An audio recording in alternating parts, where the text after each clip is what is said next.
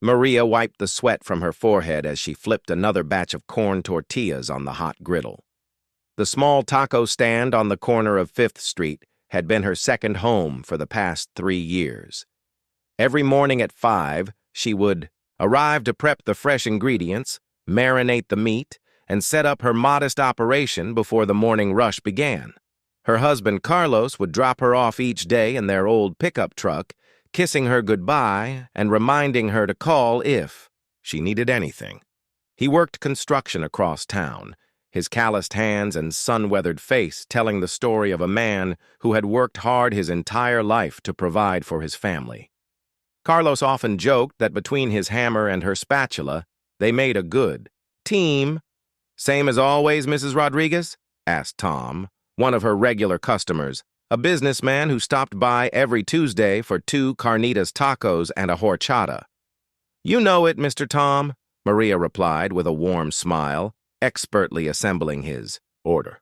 Her movements were fluid and practiced, each taco crafted with the same care and attention she had learned from her grandmother decades ago. What Tom and the dozens of other customers who visited her stand daily didn't know was that Maria Rodriguez had more money in her bank accounts than most of them would see in several lifetimes. The simple woman in the flour-dusted apron who remembered everyone's order and asked about their families was worth over $2 billion. The story began 15 years earlier when Maria was working as a night janitor at a tech startup in downtown Los Angeles. She had immigrated from Mexico with nothing but determination and a willingness to work multiple jobs to support her young family. While cleaning the offices late at night, she would often overhear the young entrepreneurs discussing their plans, their struggles, and their dreams. One particular evening, she encountered Jake Morrison, the company's 23-year-old founder, sitting alone in his office at 2 in the morning. He looked defeated, surrounded by empty coffee cups and crumpled papers. In her broken English, Maria had asked if he was okay. Something about her genuine concern broke through his exhaustion, and he began telling her about his financial troubles. The company was on the verge of bankruptcy. They needed $50,000 to keep the lights on for another month, but every investor had turned them down. Jake was considering shutting down the operation and going back to his parents' house in Ohio. Maria listened carefully, not understanding all the technical terms, but grasping the human story underneath. This young man reminded her of her own son, full of dreams but facing seemingly impossible obstacles. Over the following weeks, she continued to check on Jake during her cleaning rounds. Through their conversations, Maria learned that Jake's company was developing something called a social media platform that would allow people to share photos and videos with friends around the world. It sounded interesting, though she didn't fully understand how it would make money.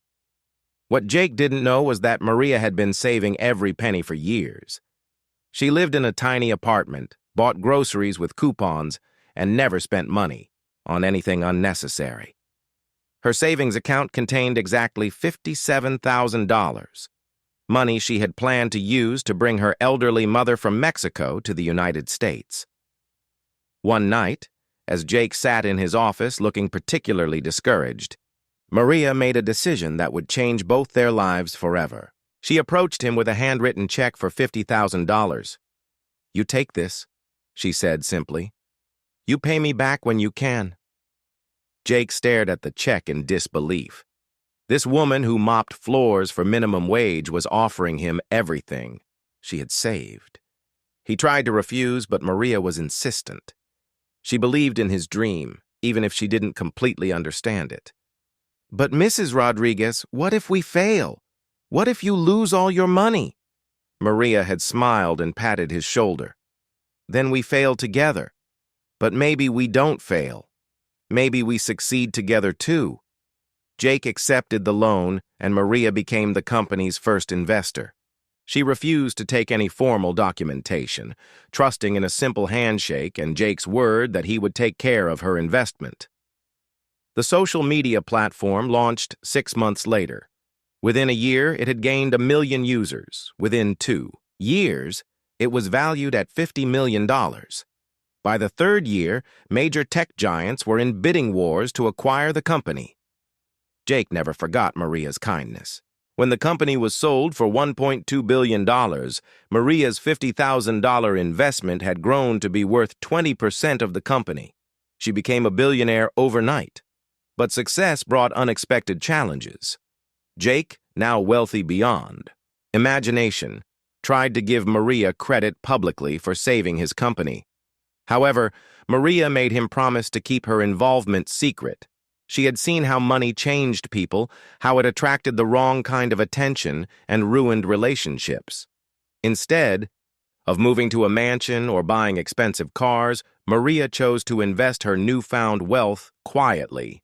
She hired a team of financial advisors who helped her diversify her investments across multiple industries. Her portfolio grew steadily, making her even wealthier over time. The only significant change she made was opening the taco stand. Cooking had always been her passion, and she wanted to do something that brought her joy while staying connected to her community. Carlos assumed she had saved enough money from her various jobs over the years to start the small business. Every evening, Maria would return home to their modest apartment, where Carlos would ask about her day at the stand. She would tell him about the customers she served, the conversations she had, and how much she enjoyed cooking for people. He would share stories from his construction sites, and they would plan their simple weekend activities just as they always had. Carlos often worried about their financial future. Their old truck needed repairs, their apartment's rent kept increasing, and he wasn't getting any younger. He would sometimes suggest that Maria should charge more for her tacos or try to expand the business, not knowing that his wife could buy the entire block without affecting her bank balance. Maria treasured these conversations and their simple life together. The taco stand wasn't just a business for her. It was a connection to who she had always been, a reminder that happiness didn't come from money, but from purpose and relationships. As she locked up the stand each evening, Maria would smile to herself, knowing that tomorrow would bring another day of serving her community, keeping her secret, and living the life she had chosen rather than the life her wealth could buy. The phone call came on a Thursday morning while Maria was preparing the carnitas for the lunch rush. She almost didn't answer the unknown number, but something made her wipe her hands on her apron and pick up. "Mrs. Rodriguez, this is Jennifer Walsh from Walsh and Associates Financial Services. We need to discuss an urgent matter regarding your investment portfolio." Maria stepped away from the grill, lowering her voice even though no customers were around yet. For 3 years, she had managed to keep her secret from everyone, including Carlos. Her team of financial advisors knew to only contact her during specific hours and to never mention her wealth directly. "What's wrong?" she asked, her heart racing. "One of your major holdings is facing a hostile takeover. The company's stock price has dropped 30% in the last week. We need your approval to either sell your shares or increase your investment to help fight the takeover." Maria closed her eyes. The company Jennifer was referring to was a chain of family restaurants she had invested in 2 years ago. She had been drawn to it because it reminded her of her own small business, just on a much larger scale. Her investment was worth over $100 million. "How much money are we talking about if I want to help them fight?" she asked quietly. "Another $200 million would give you controlling interest and allow you to block the takeover." Before Jennifer could say more, Maria heard Carlos's truck pulling up outside. "I'll call you back in an hour," she whispered, hanging up quickly. Carlos walked in with a worried expression on his face. "Mi amor, I just heard from Roberto that his construction company is laying off workers. The economy is getting bad. Maybe we should think about closing the taco stand and you finding a job with more security." Maria's heart ached.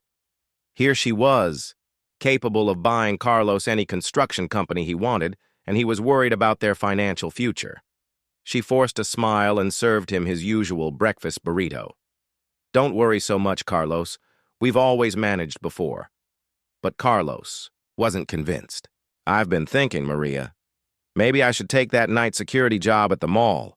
It doesn't pay much, but at least it's steady income. And maybe you could get work cleaning offices again. I know it's hard work, but it pays better than this. Taco stand. The irony was almost unbearable. Carlos was suggesting she return to cleaning offices while she was currently one of the wealthiest women in California. But Maria couldn't bear to see the worry lines on his face. After Carlos left for work, Maria called Jennifer back. "I want to increase my investment," she said firmly, "but I need you to structure it so that my name doesn't appear in any public documents." "That's going to be complicated, Mrs. Rodriguez. With that level of investment, there are legal requirements for disclosure." "Then find a way around it. Use shell companies, trusts, whatever you need to do. My identity cannot become public." The next few weeks were stressful for Maria in ways that Carlos couldn't imagine.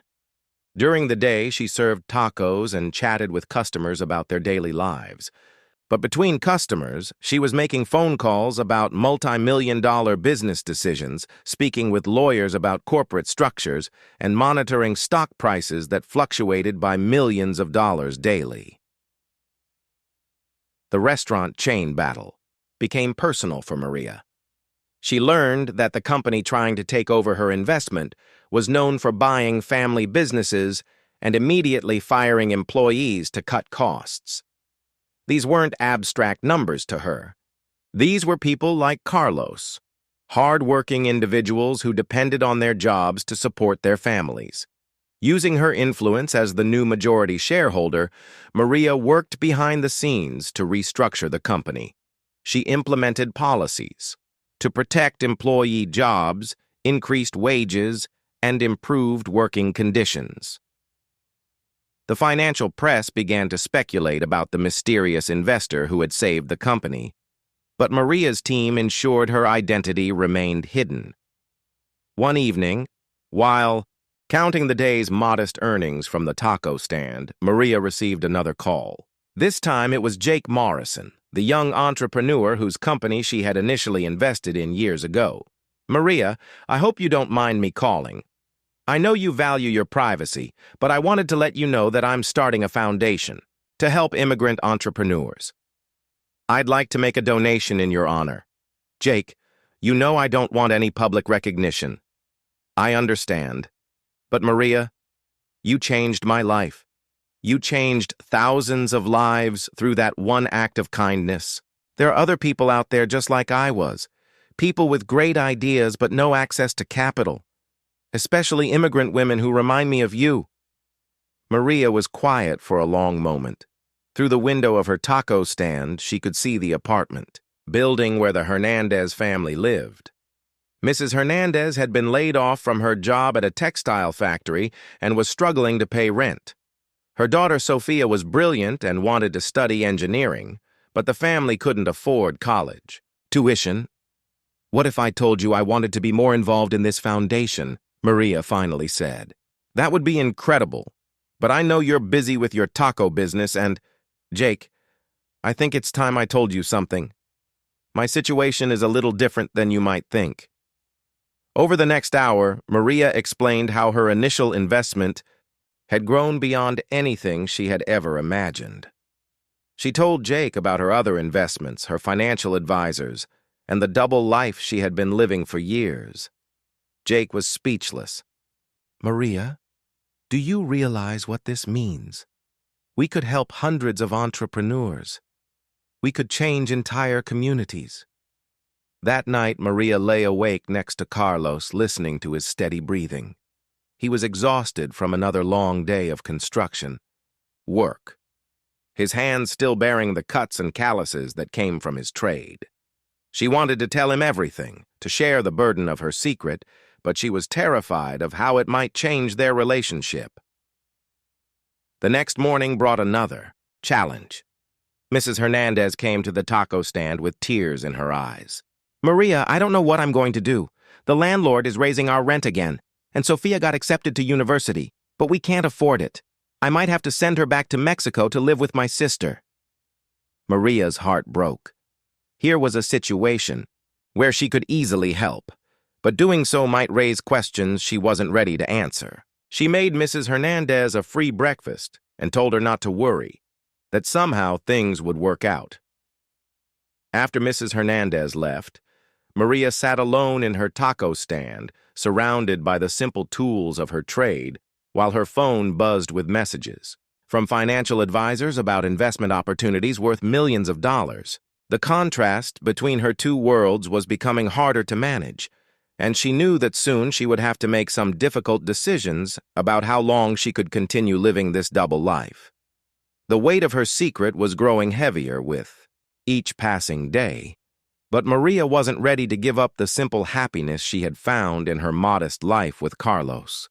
She just hoped she could find a way to use her wealth to help people like Mrs. Hernandez without destroying the life she cherished.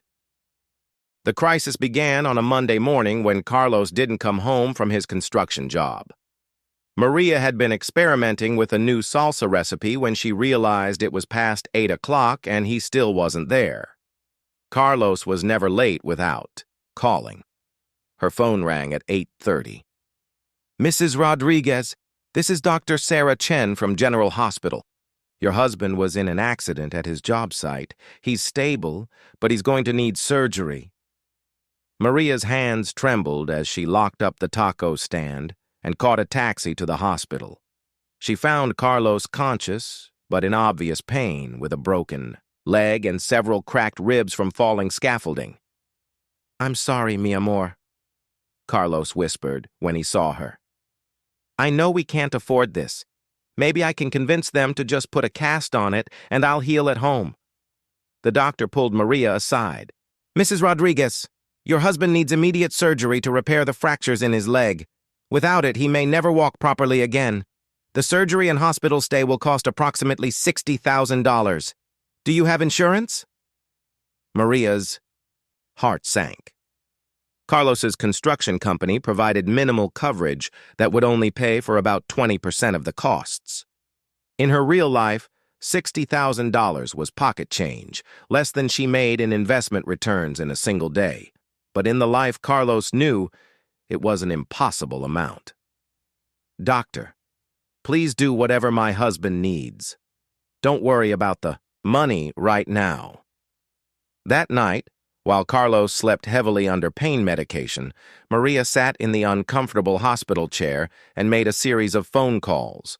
She instructed her financial team to liquidate some investments and transfer money to an account she could access without Carlos knowing. But the next morning brought more complications. Carlos's construction foreman, Miguel, visited with devastating news. "I'm sorry, Carlos, but the company is saying the accident was your fault for not following safety protocols. They're not going to cover any of the medical bills, and they're letting you go." Carlos's face went white. "Miguel, you know that's not true. The scaffolding wasn't properly secured. You saw it yourself." "I know, hermano, but they have lawyers and we don't. I wish I could do something, but I have my own family to think about." After Miguel left, Carlos turned to Maria with tears in his eyes. "What are we going to do? Even if my leg heals perfectly, who's going to hire a 52-year-old construction worker who's been accused of causing an accident? And how are we going to pay for all this?" Maria held his hand, her mind racing. She could solve all of these problems with a single phone call, but doing so would require explanations she wasn't prepared to give. "Carlos, I have some money saved from the taco stand. More than you might think. We'll figure this out." But Carlos shook his head. "Maria, even if you saved every penny from that stand for the past 3 years, it wouldn't be enough for this hospital bill. We need to be realistic." That evening, Maria stepped outside the hospital to make another phone call. "Jennifer, I need you to contact the best employment lawyer in the city. I want Carlos's construction company investigated for safety violations and wrongful termination. Mrs. Rodriguez hiring a top employment attorney will cost. I don't care what it costs. I also want you to research the company's history. If they've done this to other workers, I want to know about it." 3 days later, attorney Michael Harrison arrived at the hospital with a briefcase full of documents. Carlos was suspicious about how Maria had found such an expensive lawyer, but she explained that the lawyer was working on a contingency basis, meaning they wouldn't pay unless they won the case.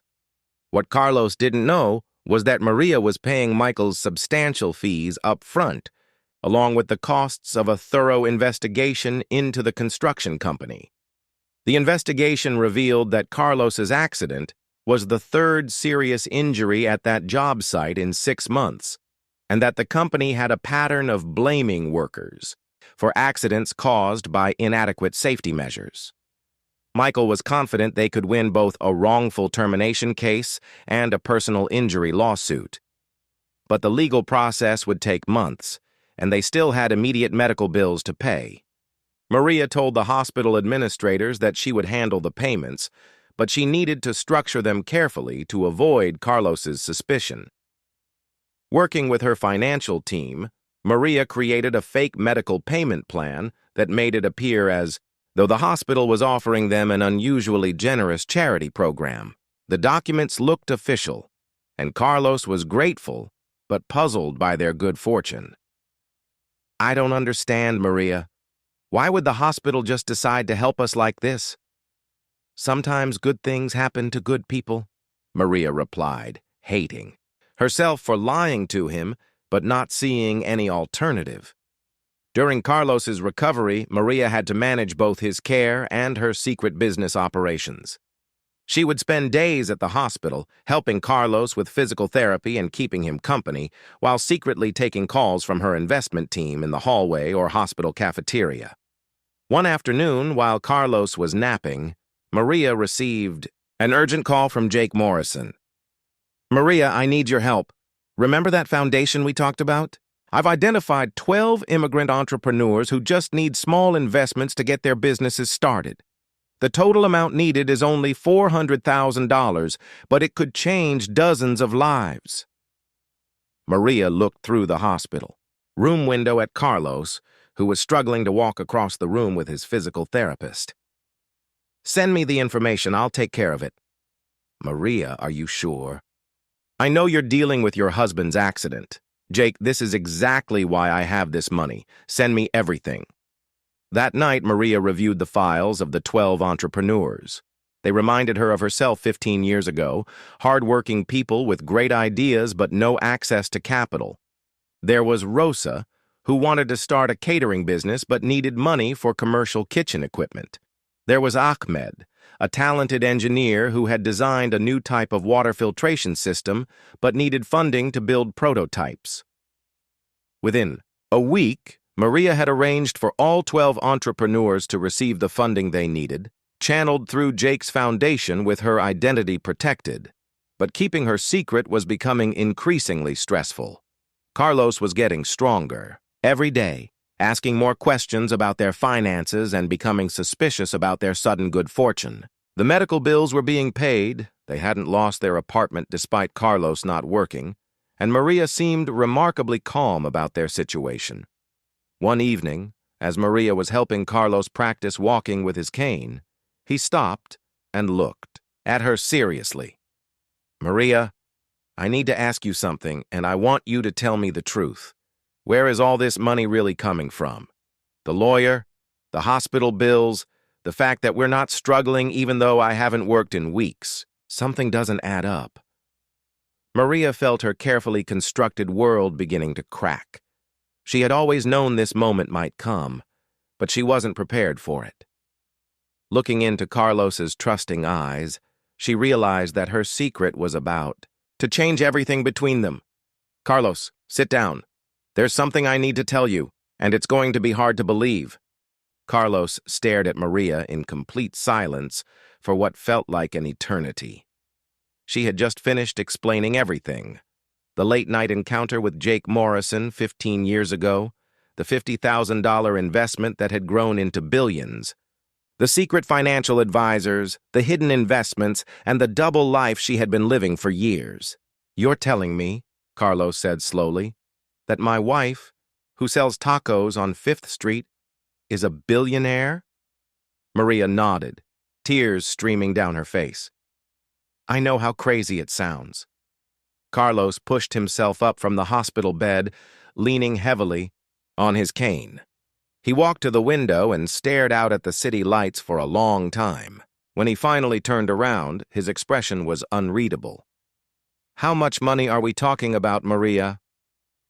The last report I received showed assets worth approximately $2.3 billion. Carlos sat down heavily in the chair beside his bed. 2.3 billion, with a B. Yes. And you've been hiding this from me for how long? Since before we got married. Carlos, I wanted to tell you so many times, but I was scared. I've seen what money does to people, how it changes relationships. I didn't want it to change us. Carlos was quiet for another long moment. Maria, do you understand what this means? I've been worried sick about paying our rent, about my medical bills, about our future. I've been lying awake at night wondering how we're going to survive, and you've been... What? Pretending to worry with me? The hurt in his voice broke Maria's heart. Carlos, my worry was real. I was worried about losing you, about this destroying our marriage.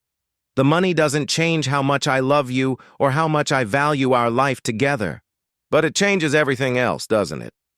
Carlos stood up again, pacing slowly with his cane. All those times I suggested you should charge more for your tacos, or that you should get a real job. You must have thought I was an idiot. I never thought that. Carlos, listen to me. The taco stand isn't about money. It's about doing something I love, staying connected to our community. The money is just numbers in accounts managed by people I barely know. But Carlos wasn't ready to hear that. Numbers in accounts? Maria, do you know what I could have done with even a tiny fraction of that money? The business I could have started? The people I could have helped? My brother Luis is about to lose his house, and I've been trying to figure out how to loan him $5,000. Maria reached for his hand, but Carlos pulled away. Carlos, we can help Luis. We can help everyone who needs it. That's what I've been trying to do through the foundation. What foundation? Maria explained about Jake Morrison's foundation and the entrepreneurs they had been helping. As she talked, Carlos's expression grew more complex. Part amazement, part hurt, part something she couldn't identify. So you've been helping strangers while I've been worrying about our electric bill? It wasn't like that. I've been trying to find ways to help people without exposing our secret. But you're right. I should have found a way to help Luis and others in our family. The next few days were tense. Carlos spoke to Maria politely but distantly as if she were a stranger. The nurses noticed the change in their dynamic but attributed it to the stress of his recovery. Dr. Chen discharged Carlos on a Friday, declaring his recovery ahead of schedule. As they waited for their taxi outside the hospital, Carlos finally spoke about something other than his physical therapy. I've been thinking about what you told me, Maria. I need some time to process all of this. What does that mean? It means I don't know who I'm married to anymore. The woman I fell in love with was a hard-working immigrant who struggled to make ends meet, just like me. Now I find out she's one of the richest people in the country, and she's been lying to me about it for our entire marriage. Maria felt like her world was crumbling. Carlos, I'm the same person I've always been. The money doesn't define me. But the lies do, Maria. The lies define everything. When they got home to their modest apartment, Carlos sat on their old couch and looked around at their simple possessions with new eyes. This couch is falling apart. Our refrigerator barely works. The bathroom faucet has been dripping for 6 months because we couldn't afford to call a plumber. And you've been living like this by choice while you could afford to buy mansions. This apartment is our home, Carlos. These things don't matter to me. But they matter to me. Carlos's voice rose for the first time since learning Maria's secret. They matter. Because I've been killing myself trying to provide for us, working construction in the California sun for 12 hours a day, while you've been secretly richer than I could ever imagine. Do you understand how that makes me feel? How worthless that makes me feel? Maria sat down beside him, careful not to touch him since he had been avoiding physical contact. Carlos, you're not worthless. You're everything to me. Your work, your character, your integrity, that's what I fell in love with, not money. But money is security, Maria. Money is opportunity. Money is the difference between worrying about the future and being able to plan for it. And you took away my right to know that we had that security. Over the weekend, Carlos barely spoke to Maria. He spent most of his time sitting on their small balcony, staring at the street below where Maria's taco stand sat closed. She had been too distracted to open it since his accident. On Sunday evening, Carlos finally initiated a conversation. I've been thinking about what happens now.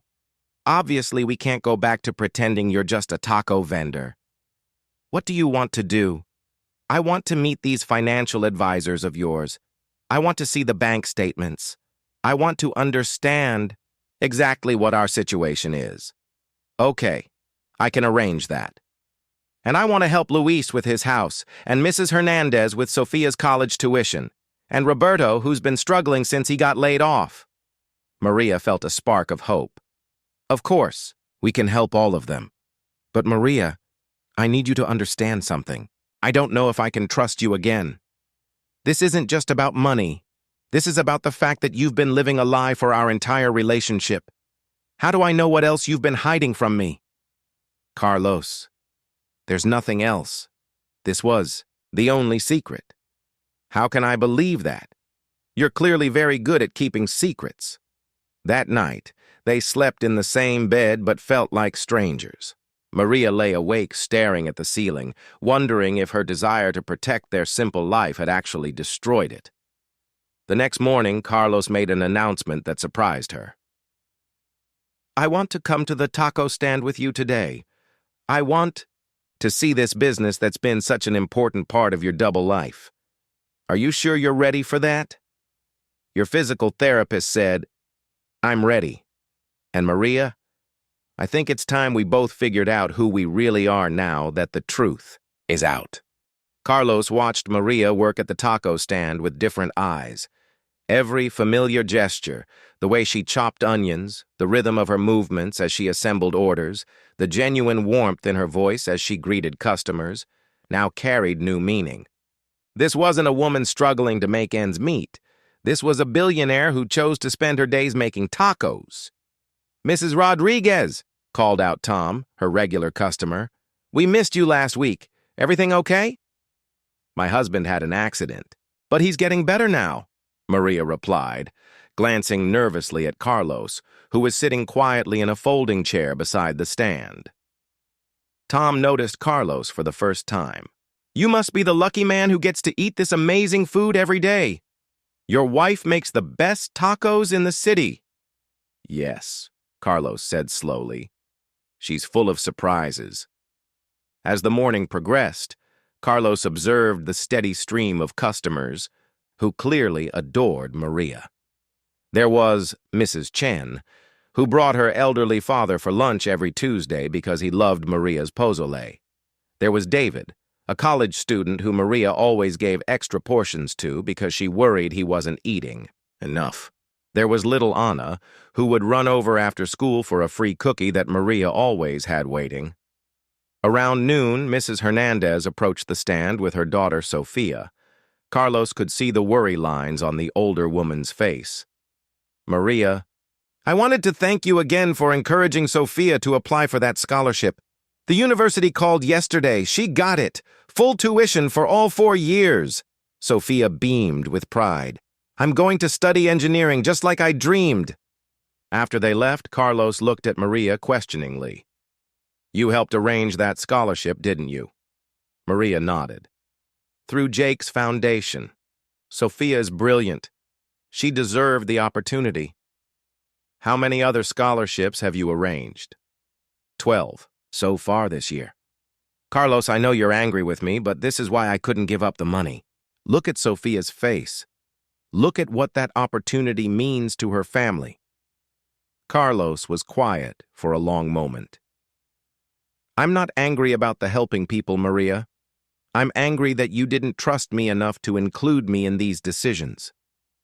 That afternoon, Jennifer Walsh arrived at the taco stand as planned. She looked completely out of place in her expensive business suit, standing next to the modest food cart.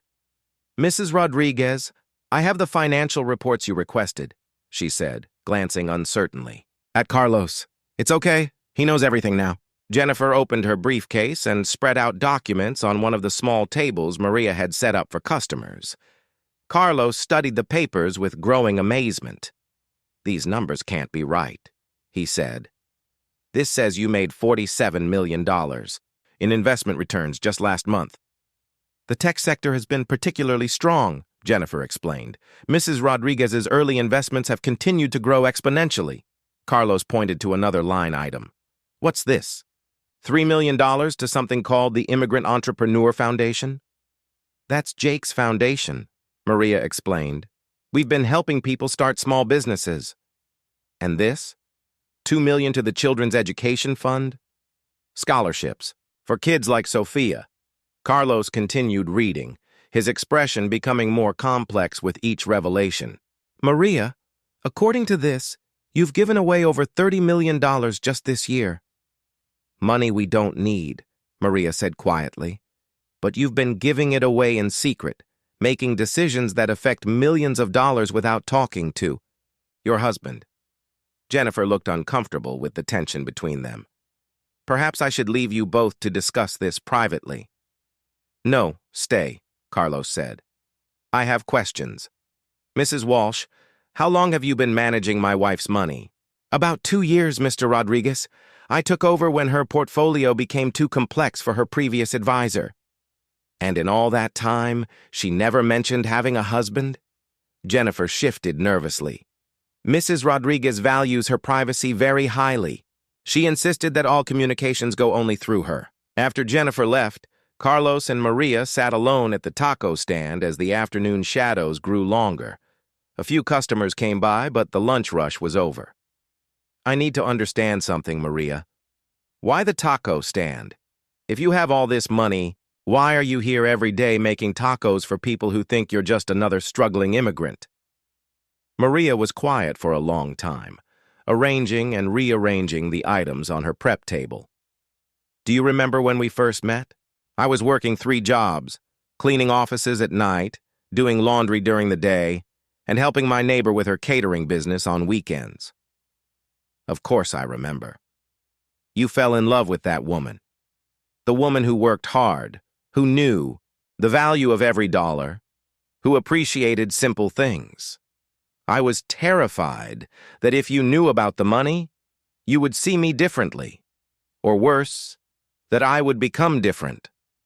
But Maria, I fell in love with your character, your kindness, your strength. Those things don't change because you have money, don't they? Carlos, I've seen what wealth does to people. Jake Morrison is a good man, but he lives in a bubble now. He has assistants and drivers and people who tell him what they think he wants to hear. I didn't want that life. Carlos stood up and walked to the front of the taco stand, looking out at the street where he had dropped Maria off every morning for 3 years. 6 months later, Maria Rodriguez stood before a room full of reporters, her hands trembling slightly as she adjusted the microphone. Behind her, a banner read, "The Rodriguez Foundation, Empowering Immigrant Entrepreneurs." Carlos sat in the front row, giving her an encouraging nod. My name is Maria Rodriguez, she began, her voice growing stronger with each word. Most of you know me as the woman who became a billionaire by investing in a tech startup 15 years ago. But I want to tell you who I really am.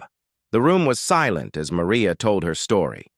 Not the sanitized version that had appeared in business magazines, but the real story of a woman who had hidden her wealth to preserve her marriage and her sense of self. For 3 years, I operated a taco stand on 5th Street while secretly managing a multi-billion-dollar investment portfolio. I did this because I was afraid that money would change who I was and how people saw me. Today, I'm here to announce that I'm no longer afraid. The press conference had been Jake Morrison's idea, but Maria and Carlos had agreed it was time to control their own narrative.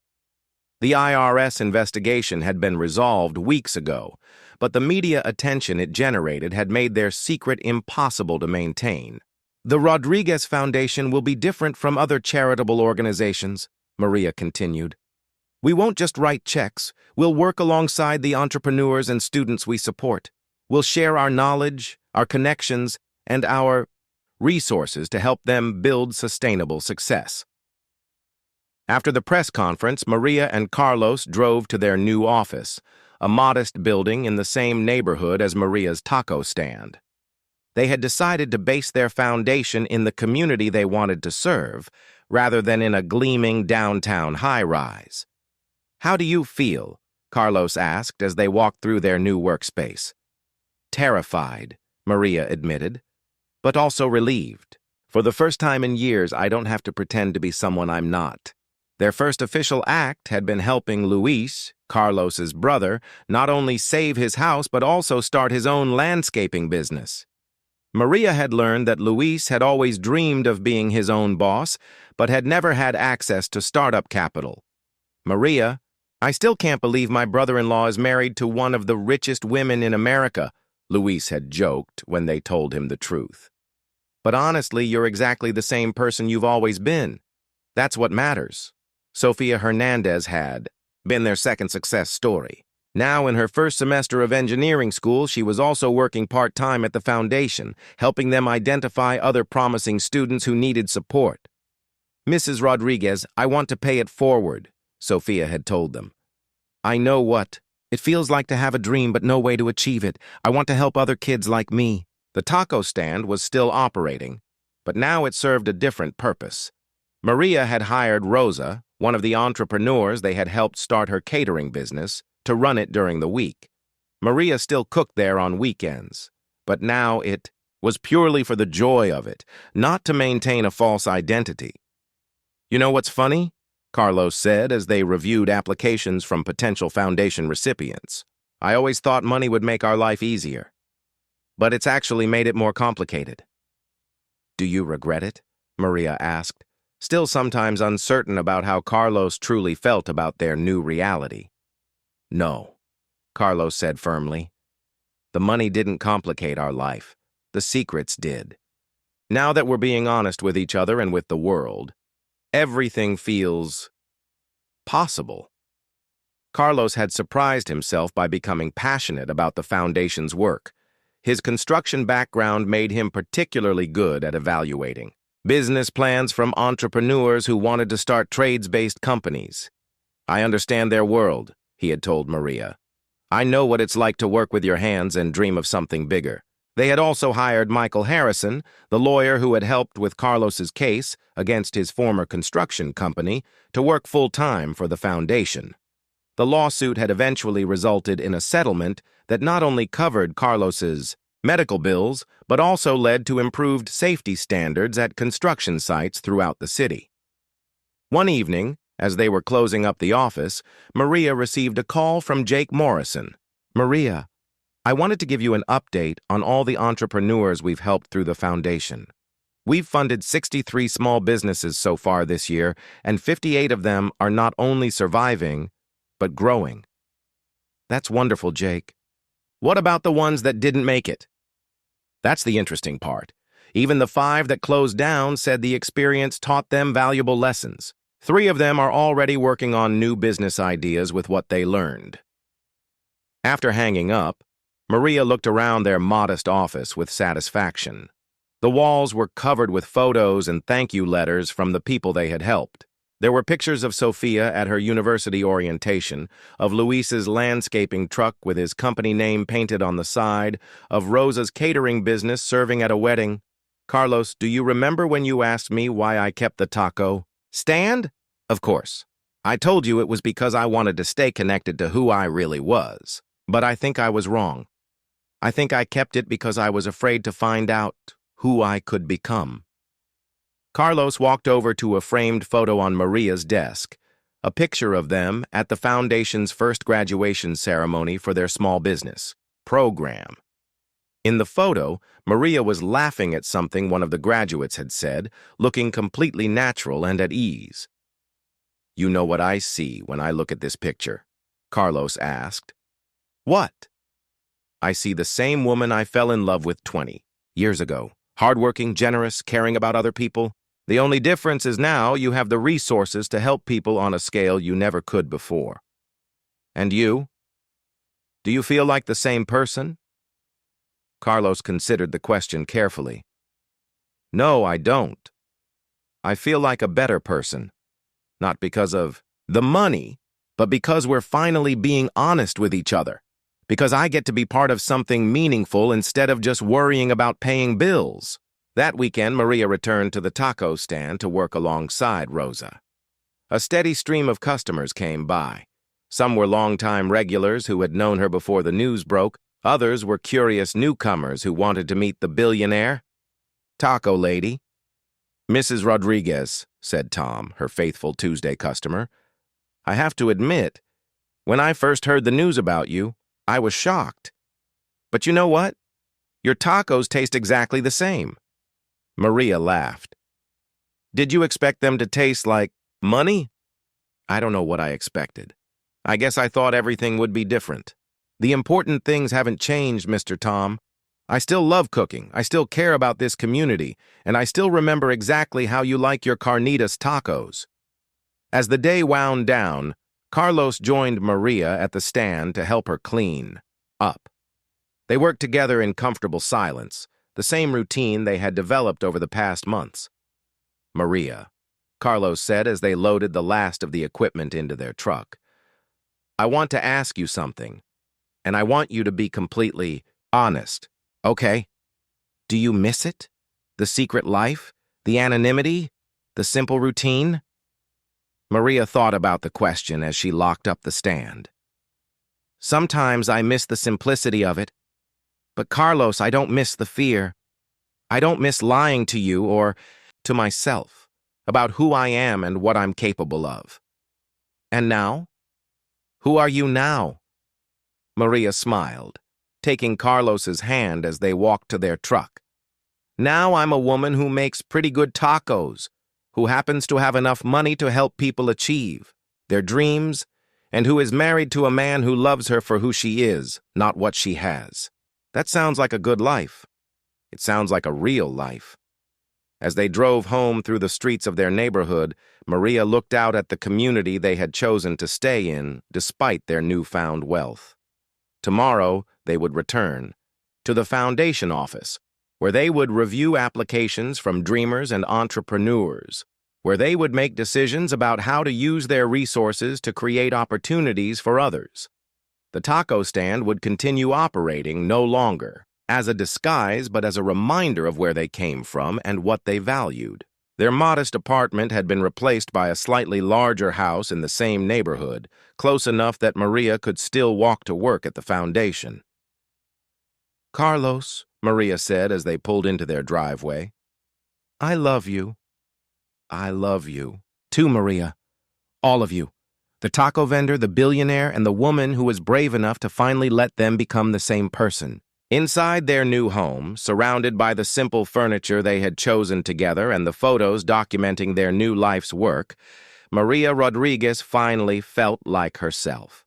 She was no longer hiding behind the counter of a taco stand or behind the veil of secrecy that had protected and imprisoned her for so many years. She was simply Maria, a woman who had found a way to honor both her humble beginnings and her extraordinary resources, who had learned that the most valuable thing money could buy was the freedom to be authentic, and who had discovered that the greatest wealth was a life lived without secrets from the people you love.